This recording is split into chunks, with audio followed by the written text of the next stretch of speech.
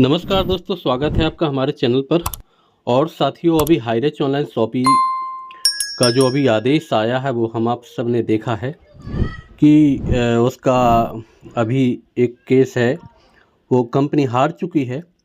और अभी कुछ लोगों का सवाल है कि सर, जो हमने पैसा अपना इन्वेस्ट किया था, क्या वो हमको मिल पाएगा या नहीं। तो दोस्तों, जो हमारा पैसा है, एक एक पैसा हमको मिलेगा। अगर हमारी कंपनी जीतती है तब भी मिलेगा, और अगर नहीं जीतेगी तब भी मिलेगा।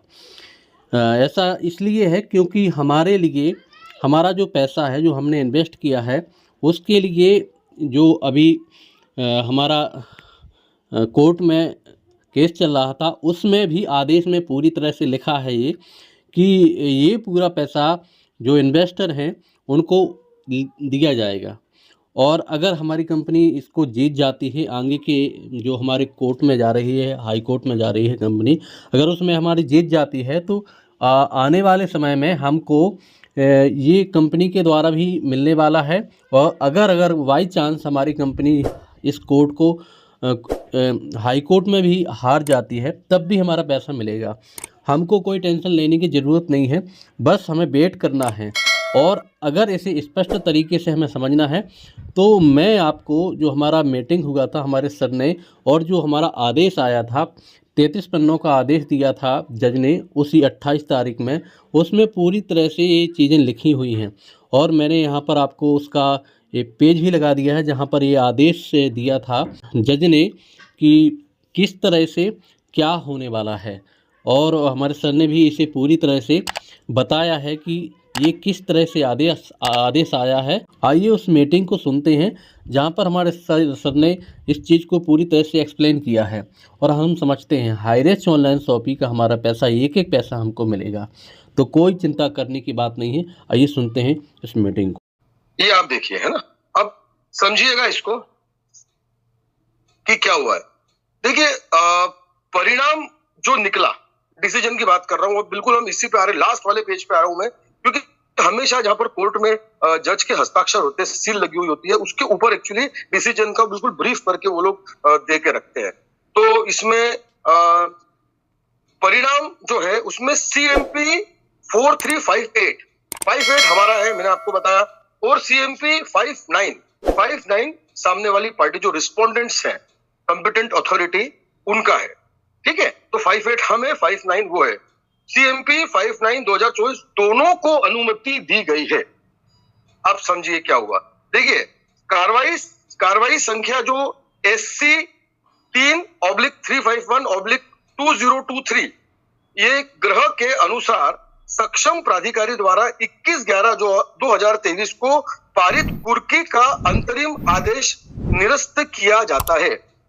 जो हमारी जो भी संपत्तियां जो थी, जिसको की कुर्की की गई थी, उसके ऊपर जो फ्रीज की गया था, उस आदेश को, उस अंतरिम आदेश को निरस्त किया जाता है। बहुत इंपॉर्टेंट लाइंस, 13 महीने का इंतजार है साहब हमारा। तो ये सुनिए, ये हमारे सब पक्ष में गया है। फिर से एक बार बोल रहा हूं मैं, 3/351/2023 ग्रह के अनुसार सक्षम प्राधिकारी द्वारा 21/11/2023 को पारित कुर्की का अंतिम आदेश निरस्त किया जाता है। हालांकि यह स्पष्ट किया जाता है कि कुर्क की गई संपत्तियां याचिकाकर्ता को वापस नहीं की जा सकती। अभी ये याचिकाकर्ता जो है इसको वापस नहीं की जाती, क्योंकि उन्हीं संपत्तियों को सक्षम प्राधिकारी द्वारा 21/6/2024 की कार्रवाई के अनुसार कुर्क किया गया था। और कार्रवाई संख्या जो अब इनका जो है 3/351/2023 ग्रह दिनांक 21/6/24 के अनुसार सक्षम प्राधिकारी द्वारा पारित कुर्की का अंतिम आदेश निरपेक्ष बनाया गया है। अब इनको निरपेक्ष बना दिया गया। अब आप देखिए, तो सक्षम प्राधिकारी को इस प्रकार कुर्क की गई संपत्ति की बिक्री सार्वजनिक नीलामी द्वारा या यदि आवश्यक हो तो निजी बिक्री द्वारा करने तथा बिक्री से प्राप्त राशि को जमाकर्ताओं के बीच समान रूप से वितरित करने की अनुमति होगी।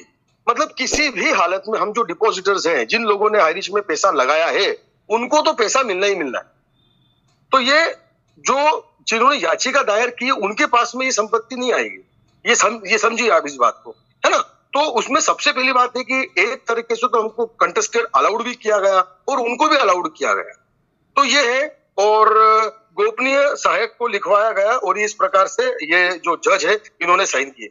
अभी ग्रुप के अंदर कुलदीप सर ने एक पोस्ट किया था, अगर आपने ध्यान दिया हो तो मैं उसी पोस्ट पर आ रहा हूँ, कुलदीप सर के पोस्ट पर। देखिए कितना इंपॉर्टेंट एक एक चीज होती है ये। एक मिनट में बता रहा हूँ आपको।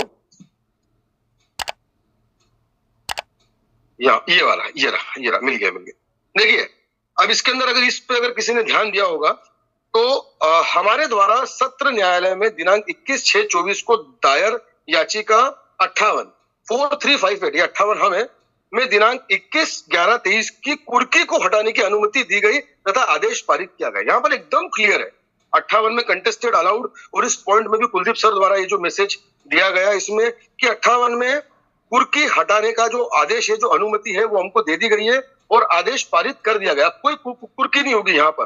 हालांकि अदालत ने सक्षम अधिकारी द्वारा दायर याचिका 359 में दायर दूसरे अनुग्लनक 21/6/24 को फिर से जारी करने की अनुमति देने का भी फैसला किया। एक अन्य विसंगति यह है कि दिनांक 21/11/24 को हटाया गया अनुग्लंघक और दिनांक 21/6/24 को स्वीकृत अनुग्लंघक एक ही एफआईआर से है। अभी इसमें एफआईआर नंबर भी एक ही है और एक ही एफआईआर में दो अलग अलग प्रकार के फैसले दिए गए। कंटेस्टेड अलाउड दोनों को किया गया, 58 में भी और 59 में भी। 58 हमारा है और 59 उनका है। तो एक तरीके से तो वो कह रहे हैं कि ये कुर्की जो है ये पूरी तरीके से सही नहीं है और ये कुर्की को हम हटाते हैं। और उधर इन लोगों को कह रहे हैं कि कुर्की की जाती है क्योंकि उनको कुछ उन्होंने जो है स्वीकृत कर लिया है ना, अनुग्लंघक करके एक वर्ड इस्तेमाल किया है और जो एफआईआर जो है दोनों में एक है। तो अब फिर कुलदीप सर यहाँ पर कह रहे हैं कि मैं जानता हूं कि इसे समझना थोड़ा जटिल है, इसलिए हमारे वकील ने घोषणा की है कि वो कल एक वीडियो में इस पर अधिक जानकारी देंगे। तो इस पर एक वीडियो आएगा और जो लीगल टीम में से जो भी लोग रहेंगे वो उसको बताएंगे एग्जैक्टली क्या है। अब देखिए जो मुनव्वर सर का जो ऑडियो आया था उसके अंदर उन्होंने बोला है कि हम एक पिटीशन दायर करेंगे हाई कोर्ट के अंदर कि अगर हमें जब क्लियर कंटेस्टेड अलाउड कर दिया गया है, हम पिटिशनर हैं, और अगर हमको बोल दिया गया है कि हम अगर अपना बिजनेस कर सकते हैं तो हमें काहे रोक रहे हो भाई, हमको करने दो अपना काम। लेकिन इन द मीन टाइम सामने वाली पार्टी को भी दिया गया है। तो हम अभी हाई कोर्ट में जाएंगे और अपनी बात को हम रखेंगे और हाई कोर्ट वैसे भी पहले हमारे हक में डिसीजन दे चुका है। तो यहाँ पर मोस्ट प्रोबेबली हमारे जीतने के चांसेस बहुत ज्यादा है, लेकिन समय थोड़ा लग सकता है। मैं आपको एकदम क्लियर बोल रहा हूँ। कुलदीप सर और हमारी बात हुई थी तो 2 हफ्ता तो मिनिमम लगेगा इसके अंदर, और अगर माता रानी ने चाहा तो वो जल्दी भी फैसला आ सकता है। तो इसमें न तो हम जीते हैं न हम हारे हैं, ये मेरा कहना है। मैं आपको बिल्कुल लास्ट वाला पन्ना, क्योंकि मेरे पास टाइम नहीं था और मुझे यहाँ पर मीटिंग में भी आना था, तो मैं लास्ट वाला पन्ना ही आपको बता पाया हूँ। जो बिल्कुल लास्ट वाले पन्ने पे ये जो डिसीजन आया है ये सबसे मेन होता है। लेकिन आप अगर उसको सारे पन्ने पढ़े, 30-32 पन्ने जो है, आप उसको पढ़े तो आप शायद समझेंगे कि क्या है। तो एज पर मुनव्वर सर अगर मैं बात करूं तो ये बिल्कुल हम लोग हाई रिच कमबैक करेगा 101%। मुझे कोई वो नहीं है इसमें, क्योंकि अगर हम गलत होते तो ये कंटेस्टेड अलाउड नहीं होता। ये डिस्ट्रिक्ट कोर्ट के ऊपर बहुत प्रेशर था। अब आप विचार करें, हम केरला गवर्नमेंट से लड़ रहे हैं और डिस्ट्रिक्ट कोर्ट के ऊपर इतना प्रेशर है कि वो चाहता है कि हाई कोर्ट फैसला करे ताकि वो बच जाए। सीधी सीधी बात है। तो अब ये मामला हाई कोर्ट में तो जाएगा, 101% जाएगा। हम लोग पिटीशन दायर कर दिए होंगे अभी तक, या शायद कर दिया होगा या कर देंगे बहुत जल्द। वो भी हमको जानकारी मिल जाएगी। कुलदीप सर हमको सब बताएंगे अभी एक एक चीज कि केरला के जो हमारे टीम के जो लीडर्स हैं बड़े बड़े, वो जरूर इसमें कुछ बहुत अच्छा फैसला लेंगे और हाईरिश तो डेफिनेटली कमबैक करेगा। तो हम लोगों की 13 महीने की जो मेहनत है वो बिल्कुल व्यर्थ नहीं जाएगी। कुछ दिनों का और हमको इंतजार करना पड़ेगा, वेट करना पड़ेगा। ये मुनव्वर सर ने भी बोला है, कुलदीप सर भी यही बोल रहे हैं कि आप थोड़ा सा इंतजार करें। और अभी जो लीगल टीम का जो वीडियो आ जाएगा वह वकीलों का, और वो जो लीगल एडवाइजर्स हैं, जो एडवोकेट्स हैं, बैरिस्टर्स हैं, ये सारे लोग जितने भी जो लॉ को समझते हैं कि ऐसा कैसे हो सकता है कि आपने अलाउड भी कर दिया, दोनों पार्टीज को आपने अलाउड कर दिया, तो कुर्की होगी कि नहीं होगी। अब बात सिर्फ ये है। तो हमको भी कहा है और उनको भी कहा है। तो होप सो, प्रे करें कि बहुत कुछ जो है अच्छा ही होगा हम लोगों के लिए। इसमें कुछ भी नेगेटिव नहीं है, सब कुछ पॉजिटिव ही है। तो बस मैं अपने बातों को यहीं पर रखता हूँ।